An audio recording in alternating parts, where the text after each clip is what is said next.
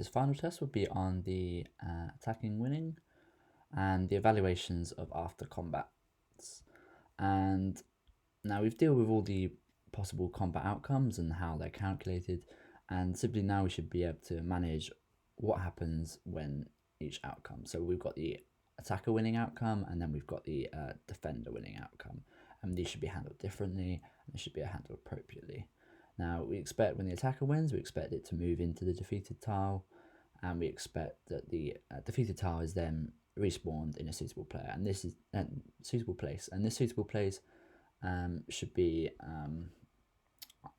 one of the cities. It should be around one of the cities, and it should be exception handled if there's no more locations from all of the cities being checked.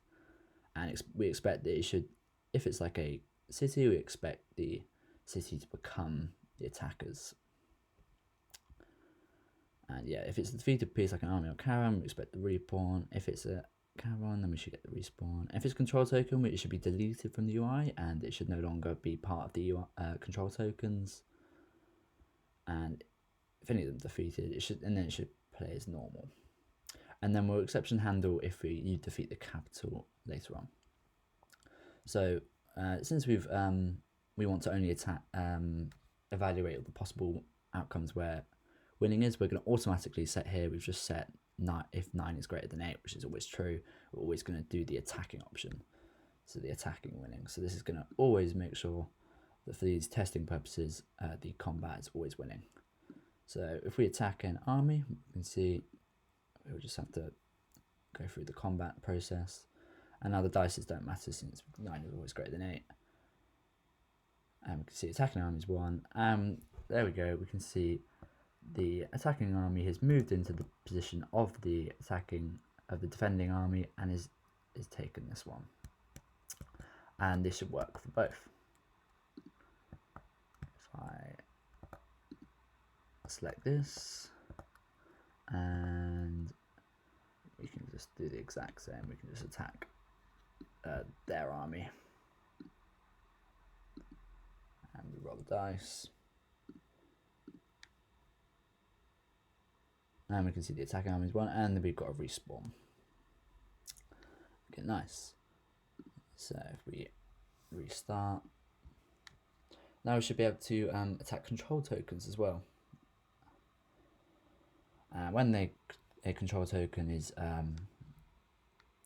deleted, we should not be able to attempt to reinforce that location, because that would be a common misconception that once it's been deleted, it shouldn't be an option to try and reinforce it since it no longer exists. And we can attack here, and we can see it's been removed. And now if I try and reinforce, we can see it's forfeited our growth card because the only control token we had has been deleted. Nice. And one final thing we would like to test is when we've got a control token. Now, if I'll manually place a control token a lot closer to where we are. And let's just, let's have a caravan.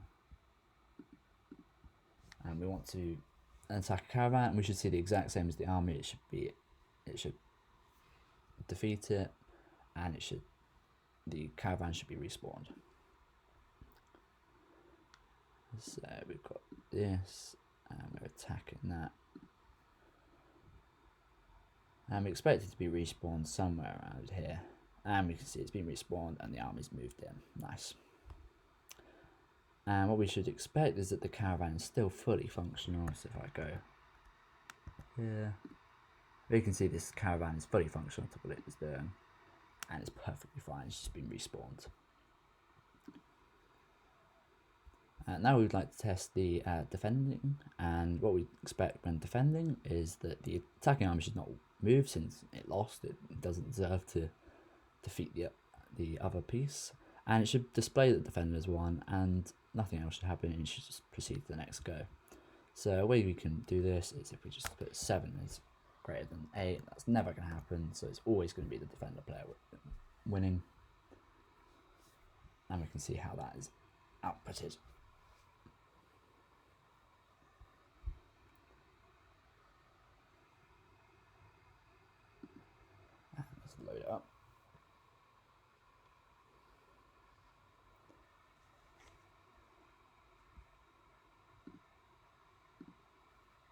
let's attack.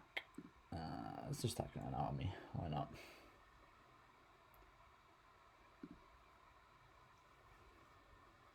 And we can see defending player 1, nothing's happened, and now it's the next player's go. And this should work for both of them. You can see if I'm here, and let's attack the capital. Again, it will just lose. Defending player 1, nothing's happened, everything's fine. And we can see that the capital's still fine, still functional, everything's working fine. And the final tests that we want to come back to is that if it's the capital, we would like to defeat this capital, and we should replace the capital if there's an option to replace the capital. Now, for there to be, we can create this situation when we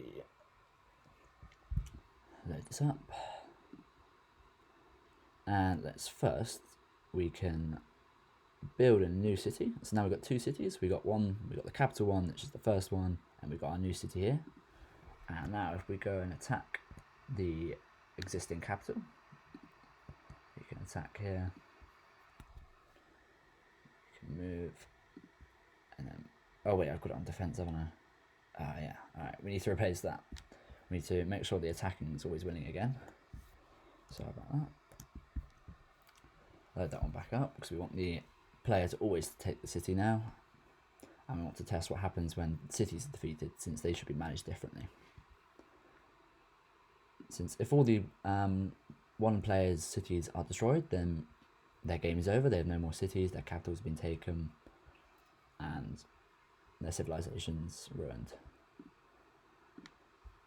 So let's create a city. We've got 2 cities now. And if we attack this city, we should be able to see. Now it should manually win.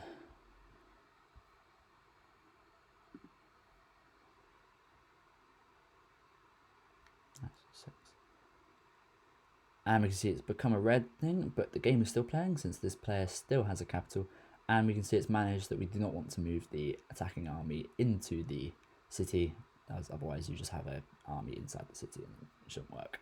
So the city has been captured, it's become their city, and all's looking good. And this should be able to be captured back. But first we'd like to just quickly, before I do that, I'd like to test the if there's only one city. Let's just restart. It's one city. You can load it up and let's play. Since if there's only one city, it means the game should end, which is very important here. And let's do this and automatically win.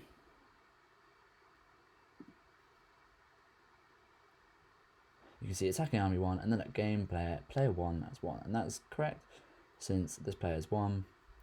And what we'd like to see is that the application is quit, and again, since we're using the application.quit, we've had to debug quit game, since upon where is it? It's in game controller.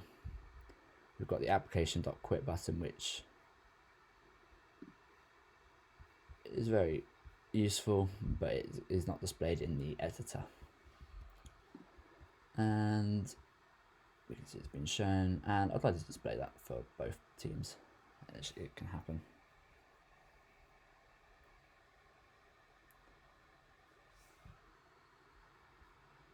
If we run it up again, we don't really. Okay. Yeah, actually, we can display it in a different sense. So now we've got 2 cities, and we would like this one to be captured. Where are you? Back to my army, there we are. Let's capture the original capital.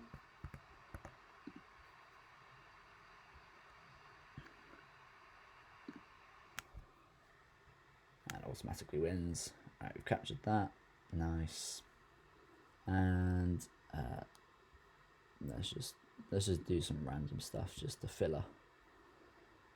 And what we want to do now is we want to capture this other city, and that cities 1, 2, 3, 4 away.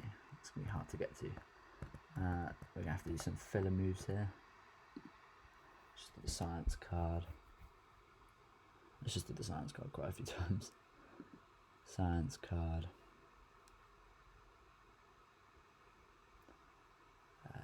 Again, this is the science card. It's a quick one to move. Let's just upgrade the industry. What we want to do is we want to get that military card up to the top.